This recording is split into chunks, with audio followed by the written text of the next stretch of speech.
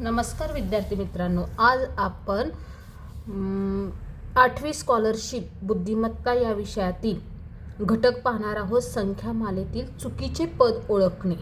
आता इथं आपल्याला एक संख्यामाला दिली आहे 2, 3, 7, 22, 89, 448, 2677 अशी ही एक संख्यामाला दिलेली आहे.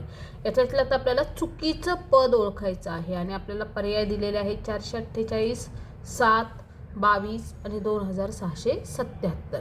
इथे जर आपण या संख्यामालेचं निरीक्षण केलं तर आपल्याला इथं दिसतंय की हा 2ची दुप्पट होऊन त्यात एक वजा झाला आहे. 2 आणि 3 मध्ये पाहिलं तर 3 आणि 7 मध्ये पाहिलं तर 3च्या दुपटीत एक ॲड झाला आहे. 7 आणि 21 मध्ये पाहिलं तर 7च्या तिपटीमध्ये आपण एक मिळवलेला आहे.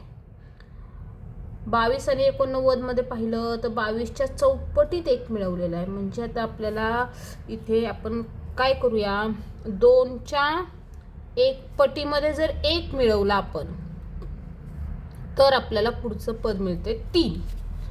3च्या दुपटीत जर एक मिळवला तर आपल्याला पुढचे पद मिळत आहे 7. 7च्या तिपटीमध्ये जर एक मिळवला तर आपल्याला पुढचे पद मिळत आहे 22. 22च्या चौपटीत जर एक मिळवला तर आपल्याला पुढचे पद मिळत आहे 89.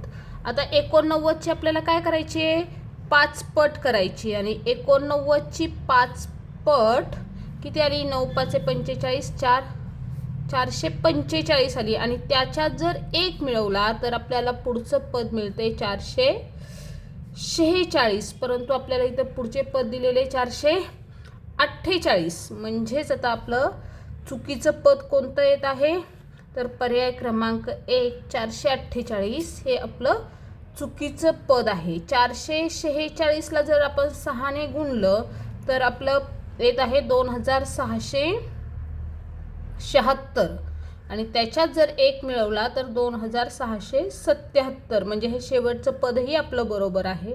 म्हणजे 448च्या ऐवजी आपल्याला पाहिजे होते 446. म्हणून पर्याय क्रमांक 1 आपला काय आहे, बरोबर आहे. तर विद्यार्थी मित्रांनो, आता